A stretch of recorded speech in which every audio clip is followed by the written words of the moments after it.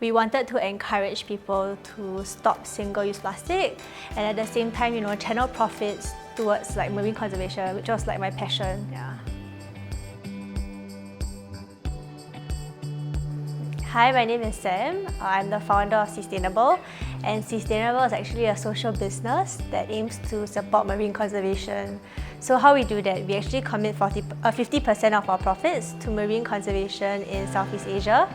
Right now we're running projects and supporting projects in Philippines, Indonesia, Malaysia and Singapore. So I think 5 years ago I was studying in NUS Business School and I felt very frustrated because I felt what I was studying wasn't very meaningful to me at that point in time. So I actually did LOA, which is a leave of absence. I went to work in the Philippines for about 4 months doing whale shark research because I was very interested in marine conservation, and then I spent a lot of time swimming with whale sharks. And Philippines is a very natural prone disaster area, so there are a lot of typhoons and rainstorms, and then I saw there was a lot of plastic pollution. So that's kind of how it started. I realized there's so much plastic trash. And then when I came back to Singapore, I realized that even though we're such a developed country, we still use so much single-use plastics. So that's kind of how Seastainable started. We wanted to encourage people to stop single-use plastic and at the same time, channel profits towards like marine conservation, which was like my passion. Yeah. So our revenue is through the sales of our products. We used to start metal straws, I think 2 years ago, when almost no one heard about it, so now it's very common. So now we are looking at product expansion such as our 100% recycled tote bags.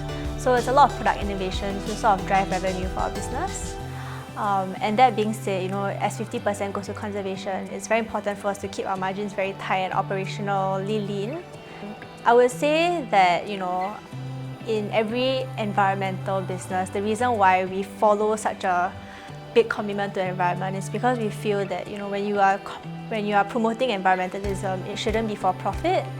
I mean, ultimately what we're trying to do is encourage people to reduce their waste and buy only if they need. And at the same time, you're committed to your product, because if you buy from us, you feel that, proceeds of your product are going to a good cause. So that's like the message we want to send. Yeah. I think when a lot of people want to jump into social businesses, the intent is very good, but you need to have a strong foundation and a strong plan to push forward. For me, when I found Seastainable, I made sure that it was financially sustainable. And how I do this is by supplementing with my full-time job, or teaching tuition, or working as a diver, things like that. I think that if you ever want to push for something that's for your passion, you always have to make sure that you can sustain it and it's not something that will burn out. Yeah. Success to me is taking pride in what you do.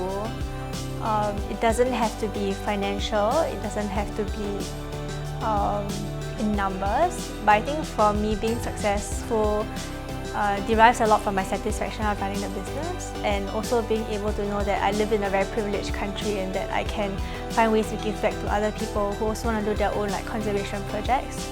So to me, I think that's my definition of success. Yeah. So I think that's a quote I live by, to make every privilege you have into a blessing, be it to anyone else or even to yourself. Yeah.